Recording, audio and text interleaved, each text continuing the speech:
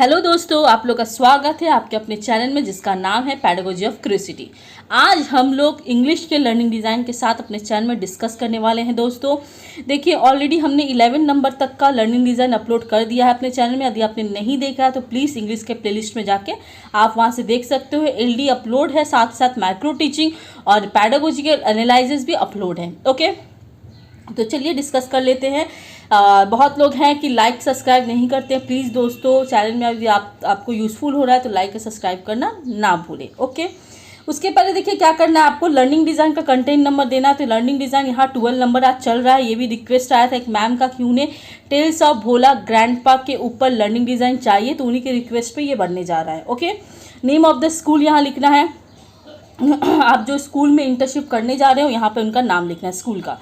Class देखिए 9 class है, waste Bengal board के बुक से ये लिया गया है। ये टॉपिक के 9 क्लास में पढ़ाया जाता है इस टॉपिक से रिलेटेड। ठीक है, 9 क्लास का ड्यूरेशन कितना मिनट चलता है यहाँ पर 35 minute. Name of the teacher जो ये लर्निंग डिज़ाइन बना रही है मैम, उनका नाम यहाँ पर लिखना है आपको।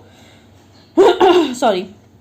उसके बाद देखिए सब्जेक्ट आप देख सकते हो इंग्लिश। ठीक है, टुडे लेसन आपका देखिए टीचिंग यूनिट क्या है आपका, टेल्स ऑफ भोला ग्रैंडपा। सब यूनिट भी सेम है, टुडे लेसन भी आपका सेम है। दोस्तों उम्मीद करते हैं जिनके लिए बना है, जिन मैम के लिए बनाया गया है, उनका रिक्वेस्ट था, उनको पसंद आएगा। वो पसंद ज़रूर आए तो प्लीज़ एक लाइक करना ना भूलें। ठीक है, यदि आपने चैनल सब्सक्राइब नहीं किया तो प्लीज़ चैनल को सब्सक्राइब जरूर कर दीजिएगा। उसके बाद देखिए आपको लर्निंग गोल डिस्कस करना है। After completing the sub unit student will be able to, हम लोग हमेशा सेम लिखते हैं, इसमें कोई चेंजेस नहीं करना पड़ता है। दोस्तों चेंजेस कहाँ करना है, चेंजेस आपको यहाँ पर देख सकते हो।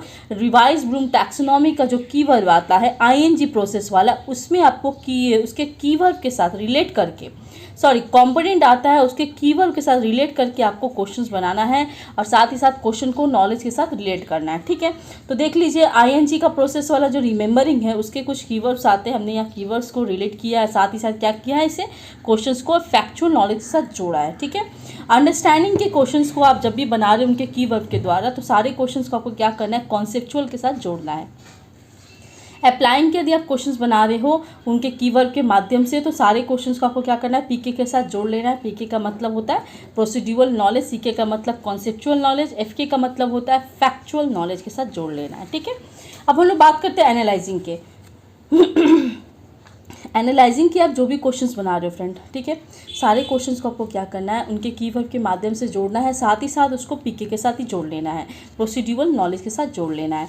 इवैल्यूएटिंग के जो भी क्वेश्चंस आप बना रहे हो सारे क्वेश्चंस को आपको क्या करना है, पीके के साथ जोड़ना है उनके कीवर्ड के माध्यम से। ठीक है, क्रिएटिंग के आप जो भी क्वेश्चंस बना रहे हो दोस्तों, सारे क्वेश्चंस को आपको क्या करना है, एमके के साथ जोड़ना है, मतलब मेटाकॉग्निटिव नॉलेज के साथ जोड़ लेना है। उसके बाद हम लोग बात करते हैं एनालाइज लर्नर्स एंड कंटेंट्स के ऊपर। ठीक है, तो देखिए द फॉलोइंग क्वेश्चन से लेकर प्रेजेंट लेसन तक आपको सेम रहेगा, क्योंकि ये आपको इसमें फॉर्मेट में था। ठीक है, यदि आपने फॉर्मेट का वीडियो नहीं देखा है तो प्लीज़ इंग्लिश के प्लेलिस्ट में जाइए, वहाँ पे फॉर्मेट का वीडियो है, साथ ही कंपोनेंट को क्यों बनाया जाता है, इसका इंपॉर्टेंस सारा कुछ यहाँ पर डिस्कस किया गया है।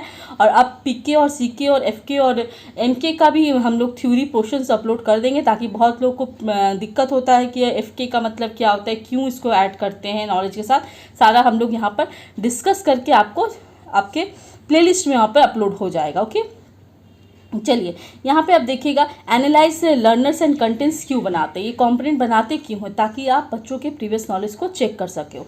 ठीक है, तो द फॉलोइंग क्वेश्चन से लेके प्रेजेंट लेसन तक आपको सेम लिखना है। चेंजेस कहाँ करना है, ये जहाँ पर देख सकते हो आप, बेसिक क्वेश्चन यहाँ पर दिया गया है, 4 बेसिक क्वेश्चंस यहाँ पे दिया हुआ है। ठीक है, 4 बेसिक क्वेश्चंस को आपको यहाँ पे ऐड कर लेना है।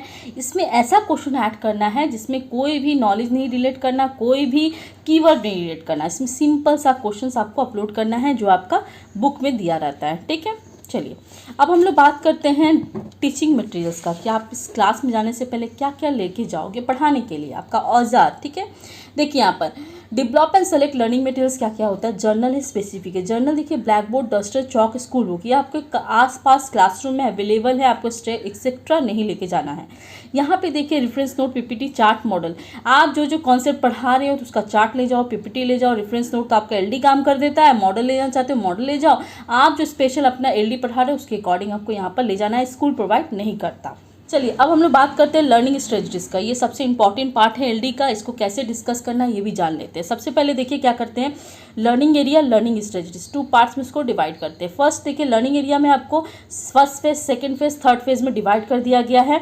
और ये फेजेस में आप जान लीजिएगा, ये जो फेजेस है फर्स्ट सेकेंड थर्ड, ये फेजेस में आपको यहाँ पर कौन सा टॉपिक डिस्कस करना है यहाँ पे लिखना है। इस टॉपिक को आपको कैसे student activity, teacher activity, board work, chart work सबको कैसे शो करना है आपको स्ट्रेटजीज के पार्ट में लिखना है। तो चलिए देख लेते हैं, discuss the introduction of this story. कैसे आपको इंट्रोडक्शन आप दोगे स्टोरी के बारे में। टीचर विल डिस्कस अबाउट, यहाँ पर छोटा सा इंट्रोडक्शन आपने लिख दिया है स्टोरी से रिलेटेड, ठीक है, राइटर के नाम के साथ। सेकेंड फेज में देखिए discuss the summary of story, ठीक है। समरी तो हमेशा आपको पढ़ाना ही है, आप इतने बड़े कॉन्सेप्ट नहीं पढ़ा सकते क्लासरूम में, आप छोटे से समरी यहाँ पर लिख सकते हो। पढ़ाना ठीक है, रियल क्लासरूम का अलग सिचुएशन होता है, एलडी का अलग सिचुएशन है। आप एलडी में आप पूरा स्टोरी नहीं लिखोगे, छोटा सा इसका समरी स्टोरी आप बना के लिख सकते हो। तो देखिए हम लोग कैसे चार्ट प्रेजेंट करें। The teacher will show a chart about the summary of this story. तो आप देख सकते हो यहाँ पर चार्ट कैसे प्रेजेंट कर दिया गया है। ओके देखिए tales of Bhola grandpa, summary यहाँ पर दिया गया है। समरी का कुछ पार्ट हमने लिख दिया है। यहाँ पे देखिए, यहाँ पर ट्री था, एक बच्चे बैठा हुआ था भोला ग्रैंडपा, टाइगर था। यहाँ पे आप देख सकते हो, ये पिक्चर्स आपको यहाँ पर बुक्स में भी अवेलेबल है। इस टाइप का पिक्चर्स यहाँ पर फॉर्मेशन बना दिया गया है ताकि आपको लगे स्टोरी से रिलेटेड यहाँ पर बच्चों को बताया गया है, ठीक है। इस टाइप का पिक्चर्स भी आप बना सकते हो और यहाँ पे चिपका सकते हो, ठीक है। थोड़ा सा क्रिएटिव लगेगा क्योंकि इंग्लिश का एलडी है, थोड़ा सा क्रिएटिव होना चाहिए इंग्लिश का एलडी। ओके ठीक है, ये था हम लोग का समरी आपने डिस्कस कर लिया। उसके बाद देख लीजिए डिस्कस करने के बाद, समरी डिस्कस करने के बाद क्या होगा, यहाँ पे देखिए student will ask questions after discussion the summary of this story and get clear idea with the teacher. Teacher के द्वारा अपना आइडिया को क्लियर करेगा। अब थर्ड फेज में देखिए क्या करना है, इसका नाम है third phase. Okay third phase, okay. तो थर्ड फेज में देखिए आपको क्या करना है, discuss the word meaning of the black board on the black board. Black board में आपको वर्ड मीनिंग डिस्कस करना। The teacher will discuss word meaning on the black board. Okay तो चलिए देख लेते हैं कैसे वर्ड मीनिंग आपको डिस्कस करना है। ओके तो देखिए वर्ड मीनिंग यहाँ पर दिया है, teacher will discuss word meaning on the black board. यहाँ ब्लैक बोर्ड पे आप 4 वर्ड मीनिंग डिस्कस कर सकते हो बच्चों के साथ, जितना आप चाहो लिख सकते हो। यहाँ पे कम लिखिएगा, बोर्ड वर्क का काम है, ज़्यादा आपको दिखाना नहीं है, ठीक है। तो आपने यहाँ पर बोर्ड वर्क शो कर दिया है। उसके बाद बात करेंगे, teacher will explain the word meaning with explanation method through active participant of the student. Okay अब बात होती है पढ़ाने के बाद कि आपको बच्चों का चेक करना है वर्कशीट बना के कि आप कैसे बच्चों को पढ़ाएं, कितने अच्छा पढ़ाएं, आपका स्किल्स कैसा था, कि बच्चों को कितना समझ में आया कि नहीं आया। तो डिज़ाइन फॉर इवैल्यूएशन के सेक्टर में जाके दोस्तों क्या करना है, आपको वर्कशीट बनाना है। 10 मार्क्स का वर्कशीट बनेगा दोस्तों। तो यहाँ पर देख सकते हो, tick out the correct answer. यहाँ पर हमने एक छोटा सा MCQ क्वेश्चन दिया है जो कि क्या कर रहा है, FK के साथ जा रहा है। ओके उसके बाद देखिए यहाँ पर दूसरा MCQ क्वेश्चन दिया गया है, वो भी आपका FK के साथ जा रहा है। फिर यहाँ पे देखिए आंसर द फॉलोइंग क्वेश्चन दिया गया है जो 2 मार्क्स का है। 4 क्वेश्चन दिए गए हैं जो 8 मार्क्स यहाँ पर फॉलो कर रहा है, ठीक है। उसके बाद पढ़ाने के बाद, टेस्ट लेने के बाद पता चल गया कितने बच्चों को समझ में आया कि नहीं आया। अब जिन बच्चों को समझ में नहीं आया उनके लिए आपको क्या करना है, diagnosis for the remedial classes provide करवाना, एक्स्ट्रा क्लासेस प्रोवाइड करवाना है। तो आप कैसे प्रोवाइड करवाओगे दोस्तों, if there is any need of remedial class then the teacher will arrange it according to the need, ठीक है। टीचर को लगता है कि बच्चों को ज़रूरत होगा रेमेडियल क्लासेस का, देन वो प्रोवाइड करवाएगा। नहीं ज़रूरत है तो नहीं करवाएगा, एक्स्ट्रा क्लास की ज़रूरत होगी तो करवाएगा, नहीं होगा तो नहीं करवाएगा। और आपको इसमें ज़्यादा नहीं लिखना क्योंकि आपको एक नहीं 60 लर्निंग डिज़ाइन बनाना है। तो इतना भी आप लिख दोगे तो आपका पेजेस भी ज़्यादा हो जाएगा और पेज ज़्यादा आपको दिक्कत होगा बाद में जाके जब आप मर्ज करवाओगे, जब आप इसका बैंड करवाओगे, 60 का 60 बैंडिंग जब होगा तो पेपर काफ़ी लोड हो जाएगा, आपका जो फाइल बनेगा कम पेजेस रहेगा। आप चाहो तो 4 या 5 पेजेस से एक्स्ट्रा मत ले जाना, एलडी को कम से कम 4 पेजेस में हटाने की कोशिश करो। जात किस तरह से आप फिट कर दो, एडजस्ट कर दो, ठीक है, ताकि पेज कम लगेगा तो जाके वहाँ बैंडिंग भी अच्छे से सुंदर भी दिखेगा आपका एलडी का कॉपी, ठीक है। तो चलिए आज हमारा इंग्लिश का यहाँ कंप्लीट हो जाता है 12 नंबर।